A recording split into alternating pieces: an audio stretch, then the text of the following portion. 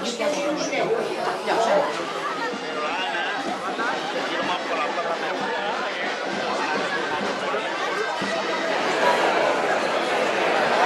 jurat ha acordat atorgar el Premi Sant Martí 2012, modalitat col·lectiva, com a reconeixement de la tasca social i cultural portada a terme des de la seva fundació, oferint als veïns i veïnes del barri del Poble Nou alternatives culturals, socials, artístiques i esportives, i per la seva implicació en el teixit associatiu de Sant Martí, a l'Ateneu La Flor de Maig. Demanem a Yolanda Romero, Teresa Gibert, Isabel Vázquez i Gemma Domena, representants de l'entitat que pugin a l'escenari.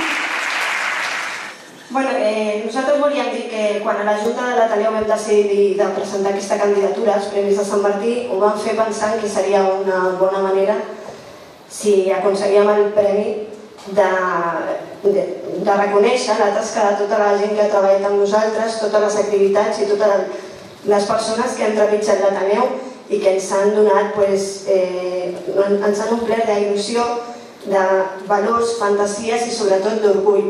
Per mi, com a presidenta de l'Ateneu, ha estat un orgull poder presidir-lo durant 4 anys i des de la Junta volíem donar les gràcies a diferents persones, al José Antonio i Jordi Romero, a la Carmen Álvarez i al Jordi Brossa i el Josep Segura, que han estat molt implicats dintre d'aquest cercle, i després a l'Associació d'Unic Espectacles i a la colla excursionista La Senyera per la seva implicació i devoció a aquest edifici, entitat i idea que representa el cooperativisme per excel·lència. I aleshores des de la Junta havíem parlat i el que sí que volíem era cedir el premi i per tant el trofeu i el xec a la plataforma Recuperem l'Ateneu La Flor de Maig, que aquí tenim representades 3 generacions d'una entitat que per mi m'ha marcat la vida. Moltes gràcies a tots i chicos, sin vosotros yo no existiría. Hola, som aquí per recollir un premi. Voldríem recollir-lo en nom de tots els veïns i veïnes de Poble Nou, que són qui han donat i donaran vida al projecte de la Flor de Maig.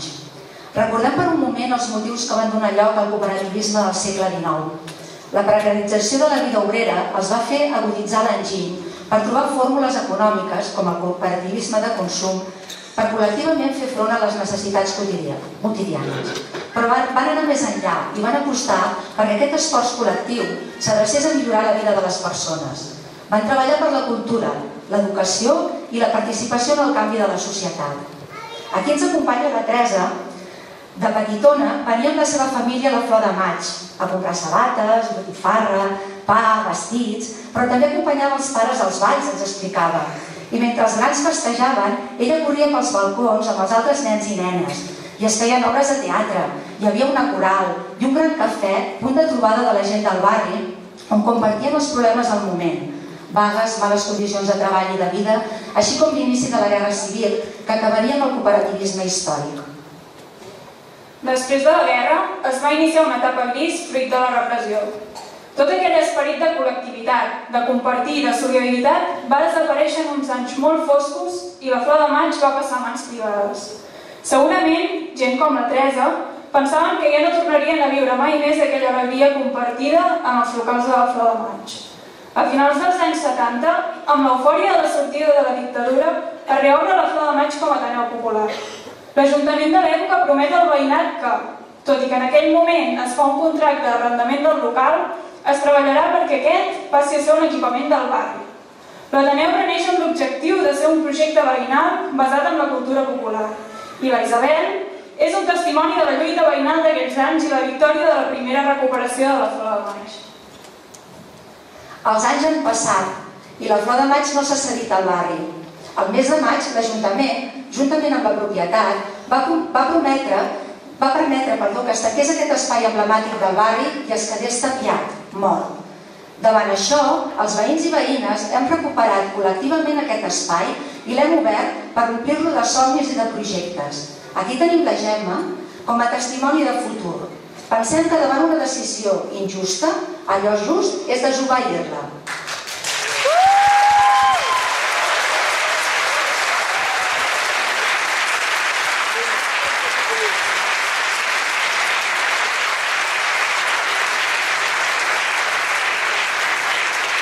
Estem vivint un moment molt difícil per les persones treballadores, per les que no tenen treball i per les persones migrades que no tenen ni la possibilitat de tenir-ne.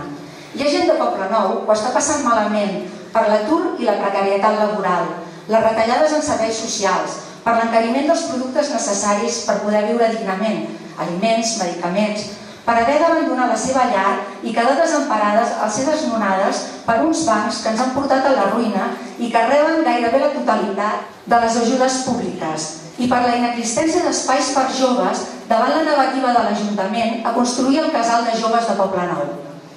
Sembla que no estem tan lluny de les necessitats que van portar aquells 16 obrers del barri a crear la cooperativa Flor de Maig, a la qual es va permetre per primera vegada en la història de la cooperació catalana l'entrada de les dones com a sòcies. Aquest ha estat un motiu per fer-nos decidir a nosaltres, 3 dones, representants de 3 generacions, a pujar a l'escenari i exemplificar aquest canvi de la visió del món. Volem recuperar la promesa que ens va fer l'Ajuntament a totes les veïnes i veïns del Poblenou i que la Flor de Maig torni de manera permanent a mans de la gent del barri.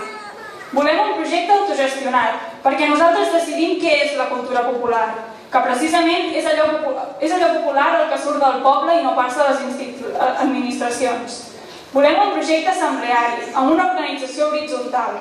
Volem estendre els valors cooperatius. Volem donar resposta a les necessitats, als reptes i als desitjos no satisfets en la societat capitalista actual. Volem contribuir a la recuperació de la memòria històrica i col·lectiva del Poblenou i de la ciutat. Volem ser un exemple d'alternativa a la gestió de la propietat, fent-la col·lectiva i no pas especulativa. Volem ser un espai de trobada i enriquiment pels grups i entitats del Poblenou. El que volem és un espai de canvi a les nostres vides i de transformació social.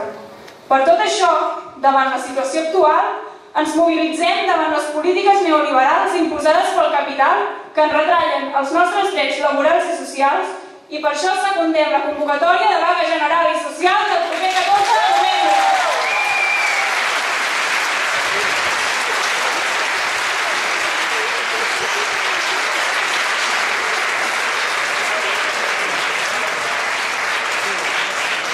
També volem deixar clar que no som un col·lectiu nou. Som veïns i veïnes del barri que ens hem unit per recuperar allò que va ser pres al Poblenou i abandonat darrere una tàpia. Per això estem obertes a que tothom que vulgui pugui donar vida a la Flor de Maig, perquè la Flor de Maig és del barri i pel barri.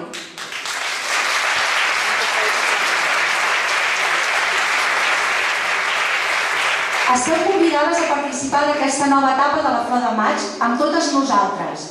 Volem un barri solidari, lluitador, viu i cooperatiu. Moltes gràcies.